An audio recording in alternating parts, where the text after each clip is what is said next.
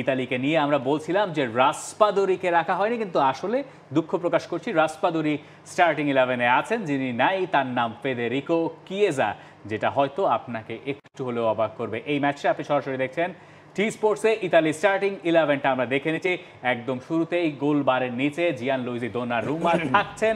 এই ফরমেশন নিয়ে অনেক প্রশ্ন আছে, সেটা আমরা সমাধান করব। ডি লরেন্সো, কালাফিওরি, বাস্তোনি, বায়ে আমরা দেখতে পাচ্ছি ওই জায়গায় দারমিয়ানকে, মিডফিল্ডে বারেল্লা এবং জর্জিনিও আছেন, পেলেগ্রিনি তো আছেনই। রাতেগি স্টার্ট করছেন রাসপাদোরির সঙ্গে এবং অন্য পাশটায় দেখা যাচ্ছে ফেদেরিকো দিমার্কোকে। ইতালির এই স্টার্টিং ফরমেশন আমরা এখানে দেখতে পাচ্ছি 4-2-3-1, কিন্তু কনফিউশনের জায়গা যে জায়গাটায় ডিমার্কো হচ্ছেন একজন লেফট ব্যাক অথবা লেফট উইং ব্যাক। দারমিয়ান ইন্টার মিলানে সাধারণত খেলেন রাইট সেন্টার ব্যাক নইলে রাইট উইং ব্যাক। এখন কথা হচ্ছে এটা কি 3-ম্যান ব্যাক লাইন ধরবো না কি ধরবো মিন্টু ভাই? মানে এখন এইখানকার যে ফরমেশন সেটা অনুযায়ী তো 4-2-3-1, তাহলে 4-2-3-1 হলে ওয়াইড মিডফিল্ডার হিসেবে ডিমার্কোই দেখা যাচ্ছে এখানে।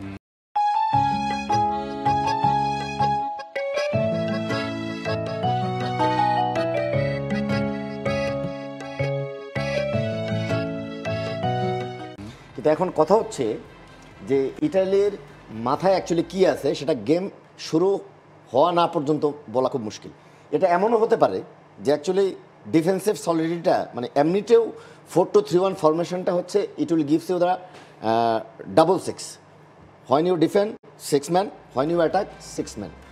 তার মানে হচ্ছে যে solidity in defence as well as potency in attacks also. কিন্তু এইটা যদি আবার আমরা অন্যভাবে দেখি, যে দারমিয়ানের কথা বললেন রাইট সেন্টার ব্যাক বা রাইট ব্যাক হিসাবে খেলে থাকে, তাহলে যদি এখানে সে লেফট সেন্টার ব্যাকও খেলে, যদি আমরা ওইভাবেই ধরি, তাহলে কিন্তু ডিফেন্ডিংয়ের সময় 5 ম্যান।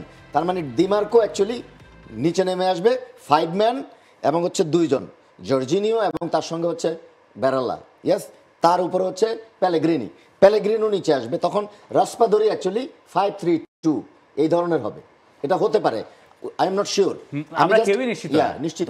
আর এখানে আরেকটা জিনিস হচ্ছে, যেহেতু লুকাস সুসিচ খেলছে, কারণ ক্রোয়েশিয়ার ফরমেশনটাও যেটা দেখেছি আমরা 4-3-3, তার মানে হচ্ছে লুকাস সুসিচ এক পাশে আর অন্য পাশে মাঝখানে ক্রামারিস রয়েছে আর অন্য পাশে পাসালিস, মানে আটলান্টার অ্যাটাকিং মিডফিল্ডার অ্যাকচুয়ালি, কিন্তু তাকে দেখাচ্ছে এখন লেফট উইং পজিশনে। সো এইখানে হয়তো ডাবল ফুল ব্যাক রাখে এই কারণে যে ইটালি হয়তো অতিমাত্রায় মানে careful about that anyhow we have to secure one point. কিন্তু এটা I am not sure, we are not sure, but এটা যদি হয় it will be very very difficult and risky for you also. আচ্ছা, Italy ডিমার্কোকে নিয়ে একটা খবর দেখছিলাম গত 2 দিন ধরে, যেটা হচ্ছে যে তিনি নাকি দলের সঙ্গে ট্রেনিং করেন নাই, আলাদা ট্রেনিং করতে হয়েছে তাকে। তার মানে তিনি পুরোপুরি ফিট হয়তো না, অথবা তার ফিটনেস নিয়ে কোনো একটা শঙ্কার জায়গা আছে। এটা কি এই কারণে তাকে একটু সামনে স্টার্ট করে দেওয়া যে ডিমার্কো অপরিহার্য দলের জন্য?